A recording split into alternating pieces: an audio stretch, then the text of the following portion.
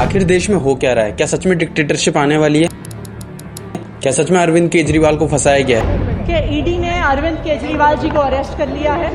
आज शराब घोटाले के आरोपी अरविंद केजरीवाल को 15 दिन की न्यायिक हिरासत में भेज दिया। क्या राहुल गांधी सच में पप्पू है? क्या सच में हमारे देश का मीडिया गोदी मीडिया है? क्या राम का नाम लेना सही है? और क्या हिंदू मुसलमान सच में भाई भाई है? क्या ईवीएम हैक करके वोट्स चुराए गए हैं? क्या क्रिएटर अवार्ड शो करके यूट्यूबर्स को खरीद लिया है? क्या मोदी जी सिर्फ अकेले ही हैं जो अडानी को सपोर्ट करते हैं? और क्या ये सब कुछ सच भी है या हमारे साथ कोई बहुत बड़ा धोखा हो रहा है?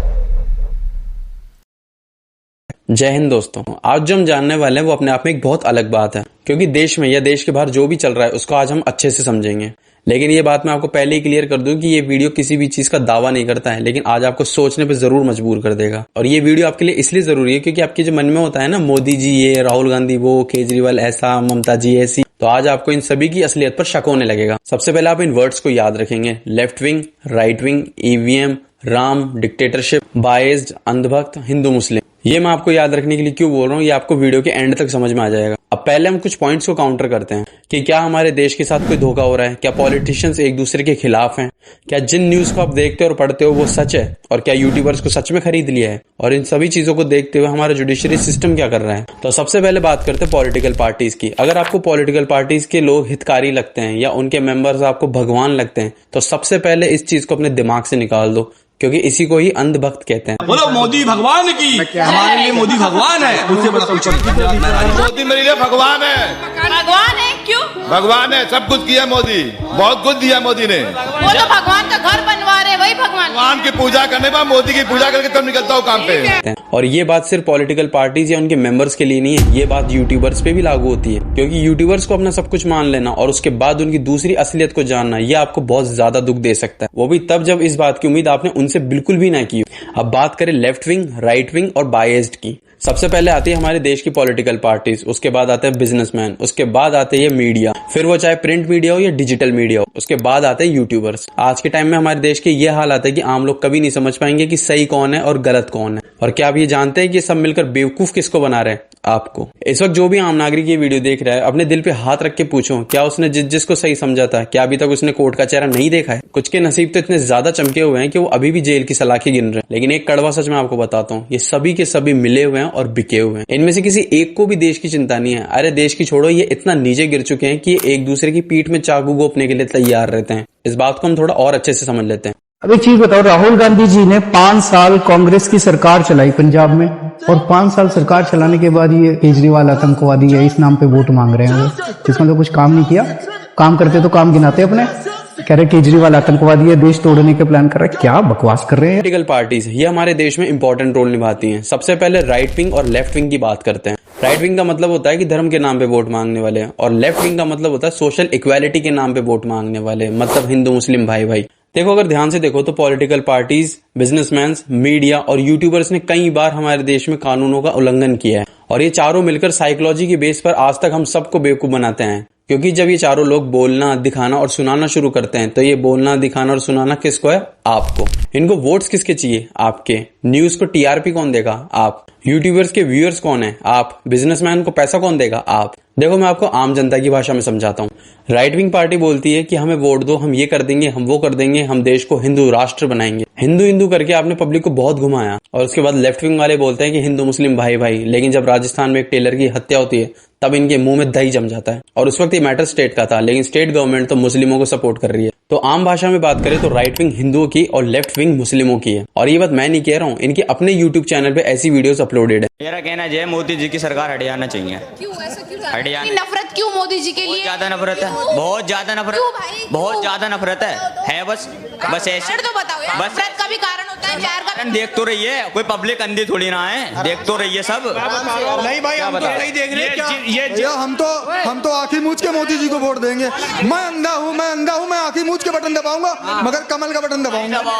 दबाओ ना, किससे कह रहे हो? दबाओ, हमें कोई एतराज थोड़ी ना, जितना चाहो। इन जैसों की ना एक जलन है, ये जलन इनका लग रहा है। अरे भाई मुझे पता कि चीज का, मैं कैमरे में बोल नहीं सकता। अरे तभी तो तू कह रहा है मेरे भाई दिख नहीं रहा तुझे। लेकिन इन सब के बावजूद ये एक दूसरे से मिले हुए हैं। ऐसे आप ऐसे समझ लीजिए कि तीनों बराबर गुनाह करेंगे और एक दूसरे को चुप होने के लिए कहेंगे। लेकिन अगर गलती से भी किसी ने एक दूसरे को नीचे दिखाने के चक्कर में उनकी पोल ज्यादा खोल दी, तो उसके बाद दूसरे भी चुप नहीं रहेंगे, वो भी उनकी पोल खोलेंगे। मेरी दाई और दीदी, याद कीजिए 5 साल पहले इन्होंने जोर शोर से आपसे शराबबंदी का वादा किया था। शराबबंदी का वादा किया था ना, माताओं बहनों को कहा था ना, लेकिन आप आज भी परेशान है। आपकी कमाई लूट रही है, आपके बच्चों का नुकसान हो रहा है, लेकिन कांग्रेस सरकार ने वायदा पूरा करने के बजाय यहां शराब घोटाला कर दिया। यानी इसमें भी फायदा कांग्रेस के नेताओं को हुआ। इसलिए हर दाई दीदी कह रही है, गुस्से में आके कह रही है, अपने बच्चों की चिंता को लेकर कह रही है, औ नहीं सही वो, औ नहीं सही वो। इन्होंने ईडी का और पैसे, आज इनके पास पैसे की कोई कमी नहीं है, पता नहीं कितना पैसा कमा रखा है। अब जब सुप्रीम कोर्ट ने कहा इलेक्टोरल बॉन्ड किस किस ने, तो बता ही नहीं रहे कितने बॉन्ड किसको किस पार्टी ने दिए। और यहाँ हमारी जुडिशरी को अच्छे से समझ में आ रहा है कि कौन कौन दूध का धुला हुआ है और किस किस के हाथ गंदे हैं। एक एग्जांपल से देखिए तो एक घर है जहाँ 3 बच्चे रहते हैं, तीनों बच्चे बहुत ज्यादा शैतानी करते हैं, झूठ बोलते हैं और दूसरों का नुकसान करते हैं, और इनके पेरेंट्स यानी जुडिशरी इस तरीके से मजबूर है कि इनका गला नहीं घोट सकती है और हम इन्हें सजा देंगे ये बोलकर जिनका नुकसान हुआ है वो उनसे माफी मांगते हैं। लेकिन इसमें नुकसान किसका हुआ है? आम जनता का, यानी आपका। Number 2, businessman. अब हर पार्टी को जो चंदा, फंडिंग या इन्वेस्टमेंट मिलती है वो बिजनेसमैन के थ्रू मिलती है। ये याद रखना कि बिजनेसमैन हमेशा इनको चंदा देता है, ताकि अगर ये पार्टी जब जीते तो इनका फायदा किसको? इनको खुद को। काम किसका बढ़े? इनका बढ़े। प्रोडक्ट किनके खरीदे? इनके खरीदे। और कौन खरीदे? आप लोग। अगर कोई प्रोजेक्ट गवर्नमेंट सेक्टर से प्राइवेट सेक्टर में जाता है तो बिजनेसमैन उसे अपने हिसाब से सेटल रखता है। तो दोनों के कनेक्शन समझ में आ गए होंगे आपको। हाँ, मैं मानता हूं कि बड़े प्रोजेक्ट मिलने की वजह से प्राइवेट सेक्टर में काम ज्यादा बढ़ता है, लेकिन गवर्नमेंट को प्राइवेट सेक्टर के बारे में ही नहीं सोचना चाहिए, बल्कि उनको ऐसा कुछ करना चाहिए जिससे गवर्नमेंट सेक्टर में भी काम बढ़े। Number 3, media. अब बात करें मीडिया की तो प्रिंट मीडिया और डिजिटल मीडिया दोनों बिकी हुई है। दोनों हमेशा सच दिखाने के नाम पर दूसरों को नीचा दिखाते हैं और खुद को ऊंचा दिखाते हैं, लेकिन ये कभी भी आपको सही न्यूज नहीं देंगे। लेकिन एक सही न्यूज मैं आपको भी बता दूं, अगर आपने नोटिस किया होगा तो जितने भी मीडिया चैनल है वो हमेशा मोदी जी की तारीफ करते हैं, और करेंगे भी क्यों नहीं, क्योंकि टॉपिक और टीआरपी उन्हीं से तो मिलने वाली है। और कुछ प्रिंट मीडिया सिर्फ लेफ्ट विंग वालों की तारीफ करेंगे, क्योंकि औकात थोड़ी कम है, इसलिए हम उन्हें ही अफोर्ड कर सकते हैं, जो लेफ्ट विंग वालों के लिए अच्छा लिखे और सामने वाली पार्टी को गलत तरीके से प्रेजेंट करें। अगर आपने स्कैम 1992 को देखा है तो उसके अंदर एक रिपोर्टर थी मिस सुचिता दलाल, जो हर्षद मेहता के स्कैम को एक्सपोज करने के पीछे लगी हुई थी। नो डाउट कि सुचिता जी को जब भी कोई सबूत मिलता हो मीडिया उसको इस तरीके से प्रिंट करती थी कि शख्स सीधा सिर्फ हर्षद मेहता पे जाए, लेकिन वेब सीरीज के एंड तक हमें ये पता लगता है कि इस स्कैम के बारे में आरबीआई, एसबीआई, सीबीआई ये तीनों जानते थे। यहां तक कि हर्षद मेहता के कनेक्शन पीएम से भी जुड़े हुए थे। दिल्ली उसकी जेब में है। हाँ, हर्षद बाप है ना, दिल्ली जेब में लेके घूमता है, उसके दिल्ली वाले दल्लों को भी अंदर करवा दूंगा, समझा? प्रधानमंत्री को भी अंदर कर दोगे क्या? ये कोई नई बात नहीं है कि जो भी बड़ा बनना चाहता है वो पॉलिटिकल पार्टीज को फंड करता है, फिर वो चाहे बिजनेसमैन अच्छा हो या बुरा हो। लेकिन अगर आपने नोटिस किया हो तो कोई भी मीडिया किसी भी बात को कभी भी 100% नहीं कहेगी कि जो भी हम बोल रहे हैं वो 100% सच है। वो हमेशा इसी तरीके से बात करेंगे कि आपको क्या लगता है और आप इसके बारे में क्या सोचते हैं। मेरा मीडिया से बस एक ही सवाल है, क्या सच में आप लोगों के सोर्स मर गए हैं क्या? आप कब तक देश को सिर्फ एक तरफा ही सच बताओगे और किस किस के झूठ छुपाओगे? आपका काम है सिर्फ और सिर्फ सच बताना, ना कि उसको छुपाना या उसको मैनिपुलेट करना। और अब बात करते हैं यूट्यूबर्स की। देखो, ये किसी के सगे नहीं होते, इनको सिर्फ फेम चाहिए होता है। बेस्ट रिसेंट एग्जांपल बताता हूँ, एल्विश और मुनावर, जहां ये दोनों हमेशा हिंदू मुस्लिम करते थे, कुछ पैसे मिलते ही, कहीं से कुछ ऑफर आते ही हिंदू मुस्लिम भाई भाई हो गए। मैं इस बात को आपको एक और एग्जांपल से समझाता हूँ। संदीप माहेश्वरी और विवेक बिंद्रा, ये दोनों ही एक ही कैटेगरी से आते हैं, दोनों ही मोटिवेशनल स्पीकर हैं, लेकिन जरा सी कोई तू मैम हुई तो एक्सपोज वीडियो आना शुरू। और एमएलए में एक स्कैम है, इसके ऊपर लक्ष्य चौधरी ने पहले से ही वीडियो बनाना शुरू कर दिया था। मेन पॉइंट की बात यह है कि 2 बड़े यूट्यूबर्स को एक छोटा यूट्यूबर एक्सपोज कर रहा है, लेकिन कोई समझ नहीं रहा था। लेकिन जैसा कि मैंने कहा था, यूट्यूबर्स किसी के सगे नहीं होते हैं। ये बात मैं आपको लक्ष्य के एग्जाम्पल से समझाता हूँ। लक्ष्य ने एक रोस्ट वीडियो रोई राय पे बनाई, लेकिन कुछ टाइम बाद कंटेंट के लिए उसी के साथ कोलैबोरेशन भी किया। वैसे ही एक वक्त था जब आप पार्टी के लोग कांग्रेस के लिए उल्टा सीधा बोलते थे, और आज उसी मैदान में कांग्रेस के साथ मिलकर बीजेपी को हराने के लिए सारे एक साथ हो गए, जिसे हम आज इंडिया अलायंस के नाम से जानते हैं। अगर बात करें लेफ्ट और राइट विंग्स के लॉयर्स की, तो इन्हें आप ज्यादा कुछ खास अलग मत समझना, क्योंकि ध्रुव की बात करूं तो ध्रुव मेरा बहुत अच्छा दोस्त है, जैसे आप मेरे बहुत अच्छे दोस्त हो। सोच बाय मोहक मेरा बहुत अच्छा दोस्त है। मोहक जी अपना चौथा वीडियो अपलोड करते हैं जिसमें कि वो फेक बाबा के बारे में बात करते हैं।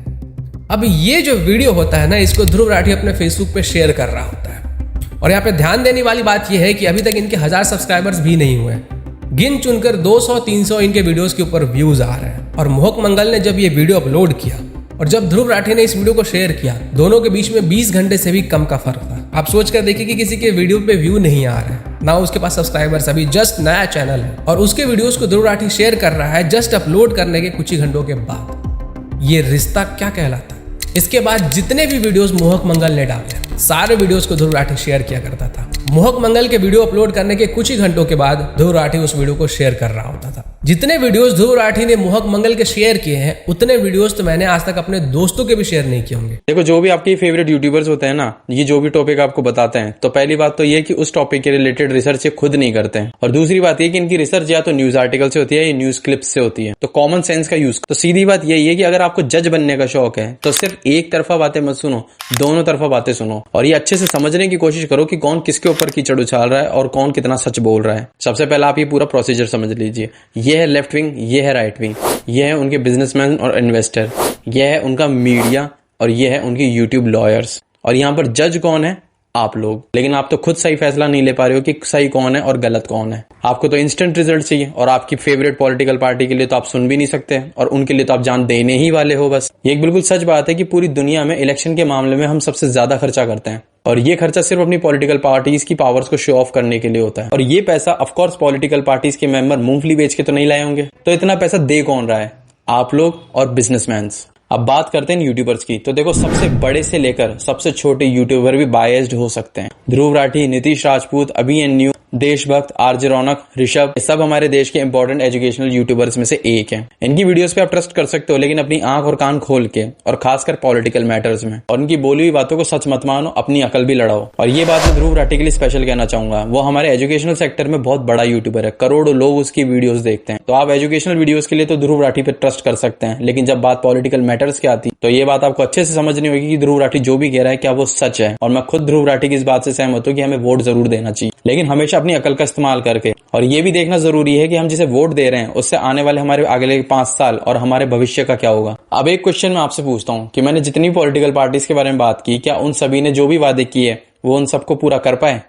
नहीं। ये सब वादे 25 करेंगे और काम 5 करेंगे। ये वीडियो आपको कैसी लगी कमेंट में जरूर बताना। और अगर ये वीडियो आपको 1% भी समझ में आई है तो इसे अपने रिलेटिव्स और अपने दोस्तों के साथ जरूर शेयर करना।